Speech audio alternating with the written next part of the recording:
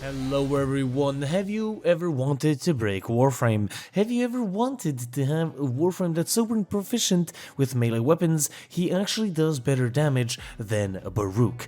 I think Kullervo is the best melee Warframe in the game, and in today's video I'll explain how I broke Warframe, how I got 5700% accuracy, and also how to make basically a better Baruch in Kullervo alongside the ceramic dagger in Cornin. So, without any more dilly-dallying, let's get on with the passive. First of all, we have 75% heavy attack efficiency and also 100% heavy attack wind-up speed. We also get a stylized little melee combo counter.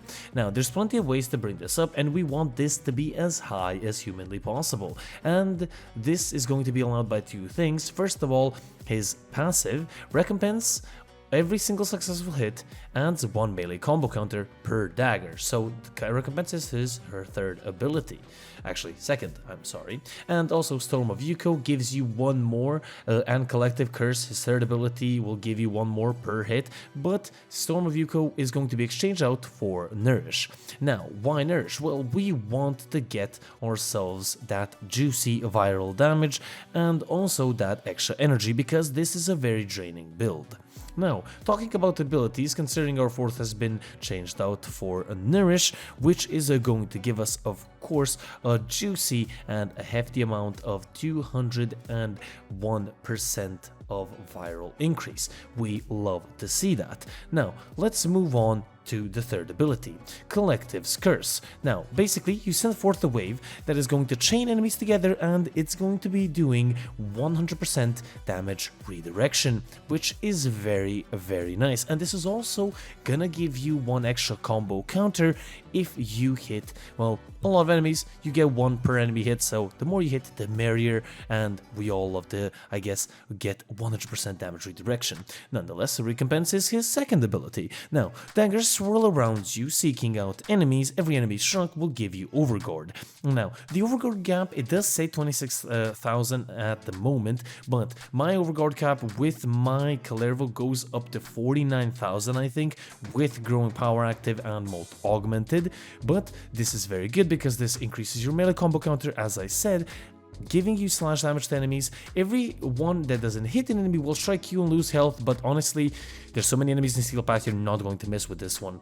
And what is going to be giving us the biggest boost is Kullervo's first, Wrathful Advance. Now, tapping this on an enemy will charge a heavy attack, instantly teleport you, and strike that enemy down. And for a brief period of 15 seconds, you will get a melee critical chance increase of 538%. Now, this can make basically any melee weapon insta-red crit. Now, you can hold to teleport to the marker, which is very good, but we don't want that. But now that we explained the abilities and we know where some of our buffs are coming from, let's quickly get into the Archon Shards that we use. The Archon Shards that we use, we have two that are going to give us 37.5 melee critical chance or critical damage, and two of 25%, and one for extra 37.5% casting speed.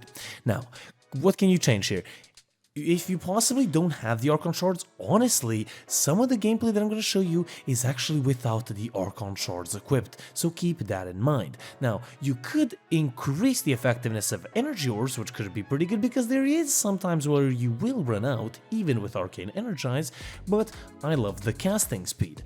Now, you might be saying, what focus school do I use? Well, I use the Nermon focus school. Two things: Power Spike, the melee combo counter net decays of 5 and instead of completely depleting, and Opening Slam. Opening Slam is pretty good as well. Performing a slam as operator switches to Warframe and grants double combo gain for 20 seconds. This is also very, very good. Now, we are mostly focusing on heavy attacks here, but this build can also be used in normal, I guess, slashing and dashing, so you don't necessarily have to use the heavy attacks. But what kind of build are we actually using on Kullervo? Well, Kullervo is pretty easy to actually set up. We basically focused on power strength, and focus a little bit on range, a little bit of duration, and Umbral Intensify and Vitality are very, very good here. Now, Vitality isn't needed, but we do get an extra bonus with Umbral Intensify, which is very good, and I honestly think Armor is not very needed on this Warframe, but Vitality is pretty good. Arcane Energize, Molt Augmented, we do have Streamline, Stretch, Prime Continuity, Prime Flow, Adaptation, Blind Rage, and as I said, the Nourish instead of our 4th ability, and Power Drift. Now, honestly, you do not need to have what's called Prime Sure-Footed because of your second ability giving you Overguard. With Overguard, you basically resistance to knockback and knockdowns, so that is incredibly good.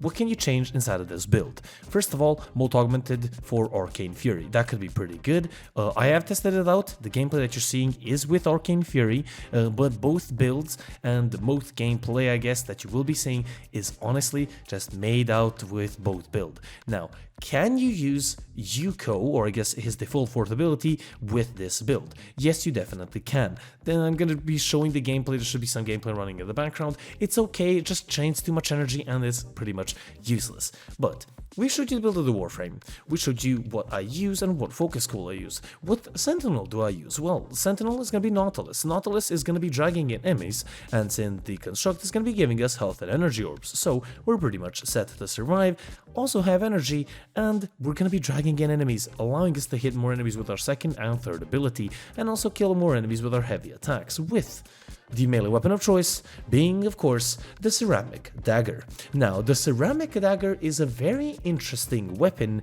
in of itself because, first of all, we have the evolutions. Now, the evolutions to this weapon are really, really nice and benefit this weapon a lot. So first of all, evolution 1, reach 6x combo, do a heavy attack, you get melee damage, 100%, sprint speed, and parkour velocity. Not that amazing, you might be saying. Well, moving on to the second evolution, we are going to have gun and blade, increasing damage by 100. On primary kill, your initial combo stacks up to 100 times. This allows me, and the mod setup with the Ceramic Dagger allows me to be at initial combo 8 times, and I think it's 450. There will be a correction on screen. So basically, all you need to do is get yourself in the Incarnate form with the Ceramic Dagger, activate yourself, of course, the Incarnate mode, get 100 kills with your primary, just any kills, doesn't really matter as long as it's your primary. I use the Tord Incarnate, which is incredibly fast to get those 100 kills, and then with the modifications that I will show you on the Ceramic Dagger, you are able to reach a base of 8.5 times multiplier, and as we all know, the higher a multiplier is, the better and stronger our heavy attack's gonna be. So, moving on to evolution number 3. At evolution number 3, we don't really have a lot, except another additional 20 initial combo, so that is pretty amazing. And evolution 4, Absolute Valor, increases critical chance by 30%.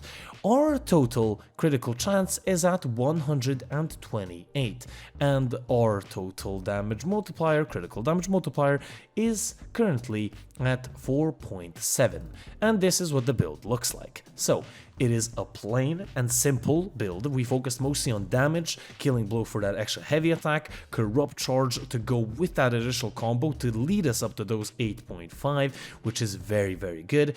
Pointed Width, in my opinion, is the better stance. I use this on the Unidem as well. I love this stance. If you don't like it, don't use it, but it's all up to you. Now, keep this in mind.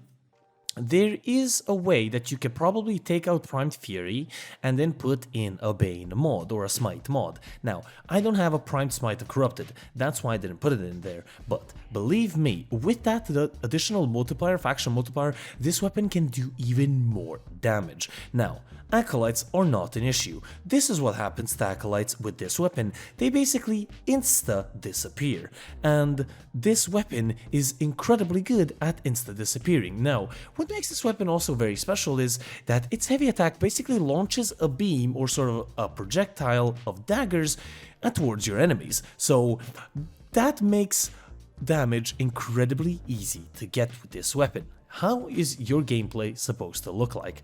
Basically, activate Nourish, gain that viral damage, and then basically what you need to do is get up, get some energy, activate your second ability, get some overguard, activate your third ability, and then slice up enemies, reach 6x combo, get into your incarnate form, get out your primary, kill 100 enemies, and once you have killed 100 enemies with the mod setup that I use, your total combo counter, as I said, should be at 8.5.